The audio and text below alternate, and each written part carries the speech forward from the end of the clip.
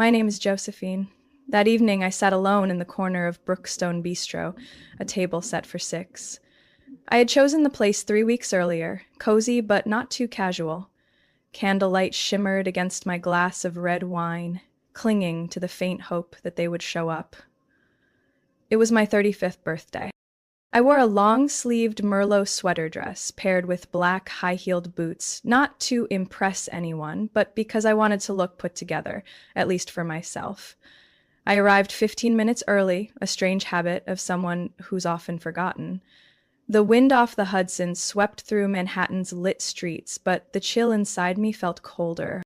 When the clock ticked past 7:18, I tried convincing myself that maybe Mom was still parking, that Meredith, my sister, might be caught up picking out a gift. Matthew, my cousin, always ran late, but at least he usually texted. I kept scrolling on my phone, checking work emails, rereading a company memo that had nothing to do with tonight. Then the screen lit up, a message from Mom, sliced through my thoughts like an icy blade. "You're not our priority right now. Don't wait." I read those 12 words over and over, heart pounding. Not from emotion, but from the sheer blow to my dignity. On my birthday. No apology. No birthday wish. Just a dismissal, spelled out without flinching. I took a deep breath, trying to smile as the server approached. He handed me a Navy Mule gift box tied with a silver ribbon. "Someone dropped this off earlier, said it's from your family," he said. I nodded, playing calm. I unwrapped the ribbon, peeled away the paper carefully. Inside was a cream-colored silk scarf, finely embroidered, oddly familiar. I turned the edge over and felt my chest tighten. A tiny loose thread on the corner. The same flaw I accidentally made last Christmas when I tried tying it for Mom. I remembered buying it in Seattle. It cost nearly a month's savings. I pulled the small card from beneath the tissue paper. The top read, "Happy Birthday from all of us," but underneath I saw handwriting I knew by heart. "Love you always, Mom." It was mine. The note I had written last year when I first gave her that scarf. They hadn't just skipped dinner, they regifted what I gave them, complete with the original card, barely disguised. I placed the scarf back in the box. My hands were steady, but my chest felt weighted. A couple at the next table toasted softly, celebrating their 10th anniversary. Jazz drifted in from the corner, warm but distant. I didn't cry. I didn't call anyone. I just sat there, a background character in my own celebration. After a moment, I reached into my purse and pulled out a yellow sticky note. I wrote 5 words, clean and deliberate. I placed it in the center of the table, next to the untouched gift box and half-full wine glass. Then I left a $20 bill beneath my coaster and quietly walked away. No goodbyes, no backward glance. The note read, "Thank you, no more seats." I left the restaurant just as the clock struck 8:30. The cold night air in New York pierced my skin like tiny needles, but inside I felt nothing. The chill outside was nothing compared to the quiet emptiness gnawing away from within. Back in my small apartment on the Upper West Side, I didn't turn on the lights. The glow from the apartment complex across the street was enough to guide me to the counter where I set down my purse. My phone buzzed. I wasn't going to check it until the screen lit up again with an Instagram notification. Molly just posted a new story. Molly, my cousin, who usually only appeared when she needed money or wanted to post family photos that I was never invited to be in. I should have ignored it, but for some reason, my thumb moved. The video lasted barely 30 seconds, but it knocked the breath out of me. There was my mother beaming at a candlelit dinner table, glass of Prosecco in hand. Beside her, Meredith, my sister, and Dylan, my younger cousin. The 3 of them were at an upscale Italian restaurant in Boston, nearly 4 hours away. At the center of the table sat a gold-dusted chocolate cake with the words, "Congratulations, Dylan, the family's inspiration." I zoomed in. Dylan held up a new keychain with a motorcycle emblem, a gift that wasn't cheap. I remembered the phone call from 3 weeks ago. Dylan, nearly in tears. Joe, I'm behind on rent. My landlord's threatening eviction. I just switched jobs. Paycheck hasn't come in. I wired him $1,500 the next morning without hesitation. I thought I was doing the right thing. I didn't expect him to use that money to throw a party for himself. A party the rest of the family chose to attend instead of coming to mine. I sank into a chair. No screaming, no throwing things, just silence, rising like a tide, then receding, leaving behind the sludge of truth. I grabbed my phone, opened my banking app. In the dim light, the transactions hit like slaps. February 12th. Zelle, Dylan Matthews, $1,500. January 26th. Venmo, Meredith R., $900 advance for Ava's tuition. January 3rd. ACH, Velma Jennings, 211 Huntress dollar emergency dental bill. I scrolled back further. November, $800, furnace repair at Mom's. September, $1,250, Dylan's car broke down. July, $3,000, helped Meredith pay off credit card debt to protect her credit score. In under a year, I had sent over $10,000. Not a single repayment, not a single thank you. I opened a new Google Sheet and named it Jennings Family Financial History. Outstanding! The first line I typed wasn't a number, but a truth. No one remembers my birthday, but everyone remembers my account number. I logged each payment, each reason, each recipient. Some I didn't even remember sending, but the bank did. Then came the bitterest realization. Not once had anyone asked if I was okay. They only asked when I could send money. I reopened the Instagram post. My mother was raising her glass, mouthing something. I couldn't hear it, but I knew. She was praising Dylan for his hard work and perseverance. I set my phone down. My palms had gone cold. The money I sent, thinking I was keeping Dylan from being evicted, had turned into a gold-dusted cake and a motorcycle gift, and they called him the Inspiration.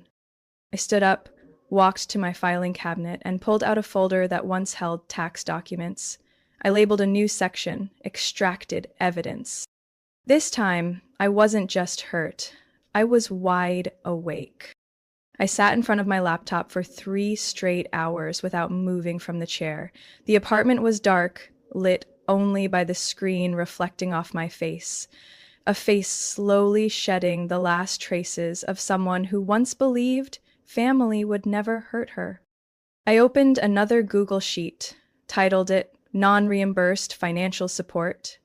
I began logging every amount I had sent in the past 5 years, pulling details from bank transactions, emails, even old text messages. Column 1, date. Column 2, recipient. Column 3, reason. Column 4, amount. Final column, repaid.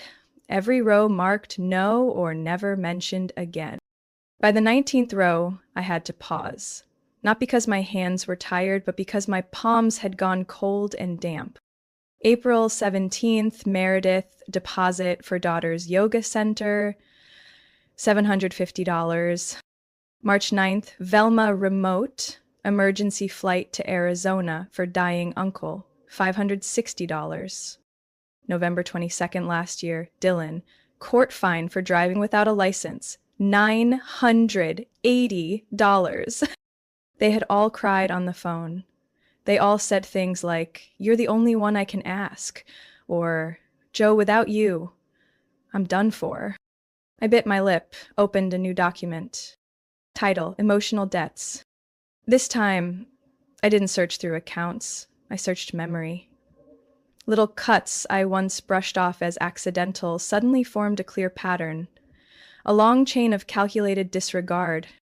Canceled Oregon trip in 2019 because Mom said the plumbing exploded.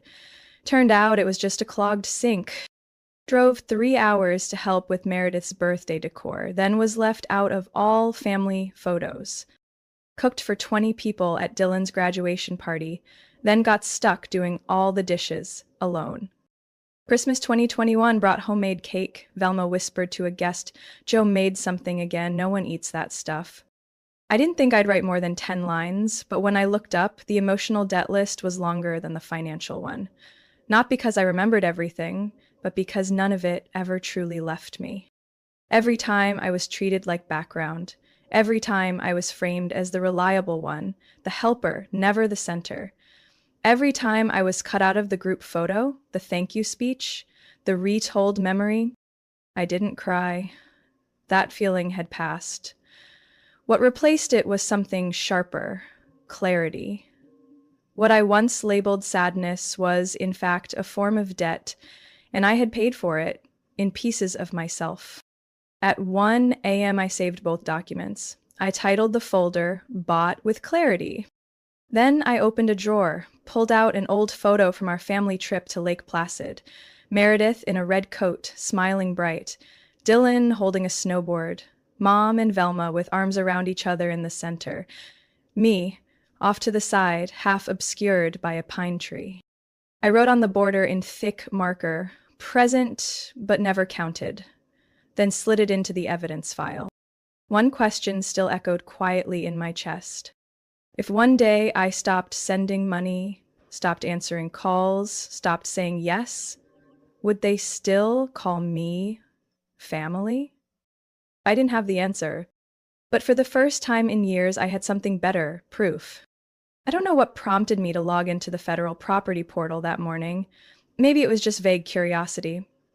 Or maybe it was instinct, the kind that forms in those who've grown used to secrets being kept from them by their own family.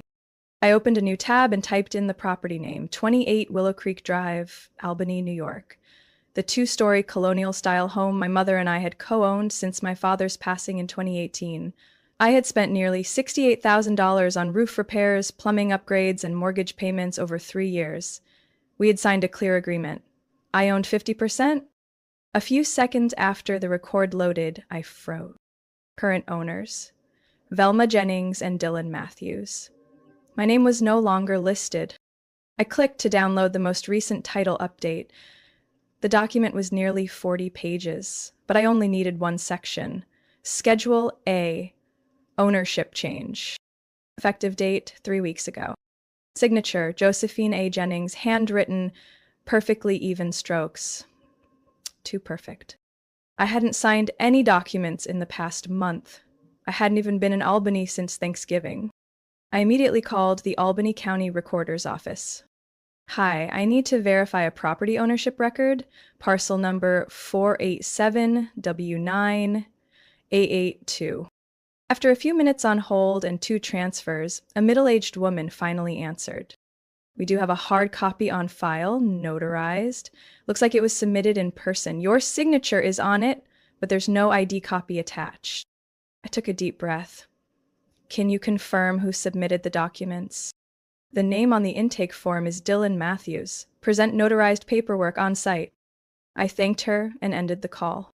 My hands trembled. A flurry of memories stormed my mind. Dylan next to a birthday cake, Velma raising the glass, the reused tablecloth returned to me in an empty gift box, all of it falling into place like icy puzzle pieces. I opened my file drawer and pulled out the photocopy of the original ownership agreement. My name, my signature. Notarized at the local attorney's office 4 years ago. Then I reopened my financial records. A $2,800 transfer to Mom last February. Unexpected property tax. Another $1,750 sent to Dylan. To make sure Mom didn't lose the house. They said, Joe, we're family, it's just paperwork. Now that paperwork had become their weapon, to erase me from my own life. I forwarded all the files to the inbox of someone I once met at a financial seminar, Ava Moreno, a real estate attorney who specialized in family disputes and signature forgery. In the message I wrote, urgent, I suspect unauthorized transfer of co-owned property, possible forged signature, evidence attached, hoping for a prompt reply. I hit send. This time, my hands were steady. 5 minutes later, Ava replied, I just did a quick review. This is a serious violation. We need to file a complaint with the county court this week. Don't say anything to them. I'll prepare the lawsuit documents before Monday. I stared at the screen, mind blank. Not out of fear, but because for the first time in years, I truly saw the truth. They weren't just cutting me out of family dinners, they were trying to wipe me off the map, both literally and legally. I heard the knock around 4 in the afternoon, just as sunlight began to slant through the living room window. I didn't need to check the peephole to know who it was. My mother's knock had a rhythm of its own. 3 quick taps, a pause, then one firm knock. Like a period. She always called it polite but commanding. I opened the door. Velma stood there, holding a pastel-colored paper bag with a crooked bow. The faint scent of Chanel No. 5 lingered in the air, a smell tied to every time she came to clear up misunderstandings. "Joe, I think we need to talk," she said, lips pulled into a stiff smile. I didn't invite her in, but she walked past me anyway, as if permission had been granted. She casually placed the bag on the kitchen counter, glancing around the apartment like she was evaluating how well I lived without them. "I know things got a little off track lately," she began, dabbing at eyes that hadn't shed a single tear. "Dylan's still young. He doesn't understand responsibility. And me, I just wanted to keep the house with the right people. I never meant to make you feel excluded." I stood still, arms folded. Forging my signature. Filing to remove me from ownership without asking? That wasn't meant to? She hesitated, then quickly composed herself. "I thought Dylan already talked to you. I didn't think you cared about that house anymore. You haven't been back to Albany in 2 years. Because every time I came back, you called me selfish. Told me staying single too long would make me a burden. Because I've always been the last pick after everyone else's plans fall through," I said flatly. No yelling, no edge, just clear, like lab results. I stepped to the table, opened a drawer, and pulled out the file I'd prepared the day before. I placed it in front of her, then sat down. "This is a summary of what I've contributed to this family since 2018. Velma hesitated, then opened it. First line. "Albany roof repairs after snowstorm, $4,200. The emergency dental bill for mom, $2,100. The college prep tuition for Ava, Meredith's daughter. Last-minute flight for Dylan, $560. Paid Meredith's credit card debt, $3,000. This most recent birthday month, $1,500 for Dylan's rent and party." Her hands trembled as she flipped to the final page. At the bottom, I had written in bold, totaled $18,940. No one mentioned it, no one paid it back, no one said thank you. Velma looked up at me. Her face no longer tried to mimic grit, only displayed thinly veiled irritation. "What's the point of this?" she asked, voice nearly cracking, not from emotion but from pride. I replied calmly, "So you'll know. Next time someone asks, 'Where's Josephine?' don't say I'm distant. Don't say I don't care. Tell the truth. I stopped paying to be ignored." Silence cracked open between us like a fault line. Velma closed the file and slid it back toward me. "You always think you're the victim," she muttered, standing up. "I didn't come here to be treated like a criminal." And I said, am done being the family's open wallet for pretend emergencies. Velma picked up the pastel bag, then paused. She didn't offer it. She left it on the counter instead, like it was her last scrap of dignity. Then she turned, walked out the door, and said nothing more. I didn't follow. I just stood there, watching the door close behind her. No sobbing, no shaking. Just a strange quiet, like I had finally pulled a needle from an old wound, and the bleeding felt necessary. I dropped the gift bag into the trash, unopened. I didn't need more recycled things. I needed the truth. The next morning, I brewed coffee using the expensive beans I used to save for special guests. But this time, the cup was for me, the only person who had stayed while the entire family kept walking away. I sat down in front of my laptop and opened the list of shared accounts. First task, logging into First Riverbank, where I had merged my checking account with my mother's back in 2020 to make property taxes easier. It took less than 3 minutes to remove my name from all authorizations and revoke all access from unknown devices. I double confirmed, then hit permanently unlocked. Next was the supplementary credit card I had opened for Meredith because she needed a few online purchases for Ava. I never saw Ava wearing those clothes, but I always saw the statements land in my mailbox every month. I canceled it with a note terminating unauthorized financial liability. Then came the subscriptions. The internet bill in Albany that I had quietly paid for 18 months, even though my mother always said, the Wi-Fi's terrible, probably the provider's fault. I cut it off. Then I canceled Netflix, Spotify Family, and the cloud photo sharing app that Dylan had secretly used to save hundreds of motorcycle videos for bikes he couldn't afford. I used to think sharing kept a family close. Turns out I was just leaving the door open for people to walk in, take a little more each time, and leave behind an emptier room. Finally, I opened a new document and titled it, What I Owe Myself. I wrote, Chapter 1, Learning to Say No Without Guilt. Chapter 2, Loving Without Needing Validation. Chapter 3, Owning My Time, Money, and Kindness. I didn't write it to post online, I wrote it to remember. To remember that this version of Josephine wasn't the girl rushing to fix every crisis someone else created and then handed to her like it was her duty. I printed each page, placed them into a new folder, and labeled it, Not Selfish, Survival. That afternoon, I wrote a small birthday card I didn't plan to send. I left it on the kitchen counter, next to an old photo of me and Dad on a fishing trip when I was 12. The only photo in this home I never felt like taking down. In neat, clear handwriting, I wrote, Happy birthday, Josephine. You deserve people who come for you. Not your gifts, not your money, you. I closed the card and placed it beside a simple white candle. No cake, no flowers, just quiet. But this time that quiet belonged to me. Not what was left after everyone else had taken everything. I sat on the sofa and opened the balcony door.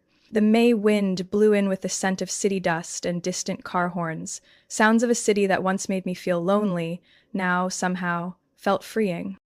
My phone pinged. A new message from the group chat Family First, the name they changed it to a few days ago. I didn't open it. I didn't need to know what they were saying, I already knew enough. I opened my email, typed in the subject line, Notice of Termination of Personal Financial Support. Sent to Velma, Meredith, and Dylan. No lengthy explanations, just 3 attachments, a 5-year contribution spreadsheet, photo of my name removed from the deed, and a timeline of emotional manipulation. I ended the email with just one sentence. I am no longer who I used to be for you, and I will not pay for my silence. I hit send, no hesitation, no spell check. An hour later, Ava, my lawyer, texted, The claim has been filed, we'll recover the misappropriated assets, but more importantly, you're reclaiming yourself. I leaned my head against the glass door, watching the streetlights flicker on one by one. No more choking back tears. No more asking, why would they do this to me? I knew now, and I didn't need a reason to stop. I only needed one to move on. A week after I sent the financial support termination email, the flood of messages came down like a sudden rainstorm. The first one came from Dylan at 6 a.m., a time he'd never be awake unless something serious happened, or he needed money. Joe, you're taking this way too far. Family is family. Why bring in a lawyer? Mom's been crying for days. You happy now? I didn't respond. I forwarded the message to my email, filed it under the folder titled Defamation Log, DM, right next to screenshots from his birthday party Instagram story, where I had been erased from every post like I'd never existed. A few hours later came Meredith's turn. Her message was almost an essay. You're seriously turning your back on blood over a couple $1,000 and a name on a paper? Ava asked why Aunt Jo didn't show up at the weekend party. I didn't even know what to say. I'm honestly embarrassed for you. I stopped reading at the word embarrassed, then typed a quick note next to it in my tracking file. It called a disgrace for refusing to continue financial support for the family. No apology for forged documents. The last message of the day came from Velma, barely 2 lines.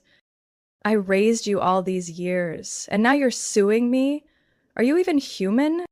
This time, I sat down. Not because it hurt, but because I was used to the role reversal trick. My mother was always the selfless one, and I was always the ungrateful child. I reopened the file, defamation log, VG, and added the conversation. I didn't mark it urgent, nor did I write any long notes, just filed it. Like a small cut that's already been disinfected. No longer stings, just needs monitoring. Lawyer Ava had told me, "Don't respond. Anything you say now can be twisted and used against you. Let the evidence speak for itself." So that's exactly what I did. That evening, I sat on the floor, back against the wall, cradling a cup of black tea. Outside the window, a light drizzle blurred the glow of the streetlights. Hundreds of droplets reflecting like eyes watching me. I pulled up an old photo on my phone. One I'd taken of Ava and her daughter at the cafe near City Hall. They sat side by side, both beaming. No one had to borrow anything from the other just to smile like that. No one had to sacrifice their identity to feel seen. I locked the screen, set the phone down, and opened a file titled "Things I No Longer Believe." First line I typed, "Mom did this because she loves me. The family never turns its back on each other. You're the only one we can count on. Don't blow things out of proportion." Each sentence was a hook, unfastened from my body. The next morning, I received an email from Ava. "The court has accepted the filing. The preliminary hearing is next week. They can't ignore you anymore." I hit reply and typed 3 words. "I'm ready now." That afternoon, Dylan called. I didn't pick up. He left a voicemail. "You can tear this family apart, but don't expect anyone to stand by you when you're old and alone." I listened to the whole thing, saved it under the tag "Threat, May 16th. Then I blocked his number. I pulled a sticky note from the kitchen drawer and wrote one single sentence. "Loneliness is sitting at a crowded dinner table where no one wants to look your way." I stuck it on the bathroom mirror, right next to the only photo I hadn't taken down. The one of Dad and me fishing at sunset 19 years ago. When I looked up and saw myself in the mirror, I knew. This wasn't a story about betrayal anymore. This was the journey of pulling myself out of a trap, one disguised with the most familiar name of all. Family. I woke up early that day, not because of an alarm or a phone notification, but because of the soft light of dawn filtering through the blinds. The apartment was still quiet, but this time, the silence didn't feel like isolation. It was the space I created to start over. No yelling, no accusatory texts, no presence that made me bow my head in the name of blood. Ties. I walked to my desk, opened my laptop, and browsed a real estate site in Asheville, North Carolina. A small town, mild weather, thriving art community. No one knew me there. And because of that, I could be anyone. Or more accurately, I could be myself. I placed a deposit on a small wooden cabin nestled in the pines, about a 10-minute drive from town center. 2 bedrooms, a balcony facing the mountains, an open kitchen, and a workspace overlooking a misty valley. I didn't need a mansion. I just needed a place where no one would label me the ungrateful daughter. I sent my boss an email requesting a 6-month unpaid leave. In the email, I wrote, "I'm not quitting. I'm pausing to rebuild myself. If the company still needs me in 6 months, I'll return, stronger. If not, I'll still be okay." By 4 p.m., I had packed the essentials into 3 cardboard boxes. The rest, keepsakes, certificates, old Christmas cards from Mom, I placed in a black trash bag. Not because I wanted to forget, but because I no longer needed them to prove I had once been loved. I printed a small card and taped it inside the fridge door. This is the last time I answer a call just to be met with silence. Then I grabbed a pen and underlined the words, "last time." That night, I played instrumental music. A cedar-scented candle flickered on the shelf. I drank half a glass of red wine and wrote in a fresh notebook. Day 1. No more asking permission to be myself. The next morning, I locked the door, mailed the keys to the landlord as scheduled, then stepped out onto the street with my rolling suitcase and worn leather boots. No one saw me off. No one asked where I was going, and for once, I didn't need them to. The bus left the city at 6:30 a.m. Through the window, I watched my reflection blur with the receding skyline. The Josephine shaped by misplaced expectations, forced roles, and dutiful silence. She wasn't gone. She was free. On the way to Asheville, I pulled out my phone and deleted the Family First group chat. The last message was still unread. "We're still family, Joe, no matter what." I didn't need to open it. I already knew the script. The same old tape on loop. If you don't sacrifice, you're the bad one. But I wasn't the listener anymore. Once there, I rented a small pickup truck and hauled my things to the new cabin. The road was covered in dry leaves. The late afternoon sun filtered through the trees, golden but not harsh. I stepped out and took a deep breath. No nameplate on the door, no one waiting, and strangely, that was exactly what I needed. I climbed the wooden steps, opened the door, and stepped into a space still smelling of fresh paint. I set down my suitcase, walked a slow lap around the house, then opened my laptop and created a new folder on the desktop. Josephine from the beginning. I opened a Word document and typed the first line. I used to think freedom was a destination, but it turns out it's a decision. And I just made it. Outside, the wind swept through the pines. The house was still. I smiled. Not the strained smile of a daughter trying to stay strong, but the smile of a woman who's finally learned how to live without asking for permission. My story doesn't end here. It's only just begun. And this time, I hold the pen. Josephine's story is a powerful reminder that not all blood ties are worth preserving. In real life, many people are bound by the role of the one who carries everything in the family, forgetting their own worth. Choosing to walk away isn't selfish. It's the first step toward healing. Freedom doesn't come from someone else's forgiveness, but from the firm decision that you deserve respect, fairness, and a life that is truly your own. What do you think about Josephine's choice? Was she too harsh or simply protecting herself? Share your thoughts in the comments, and don't forget to follow the channel for more heartfelt stories about family and life.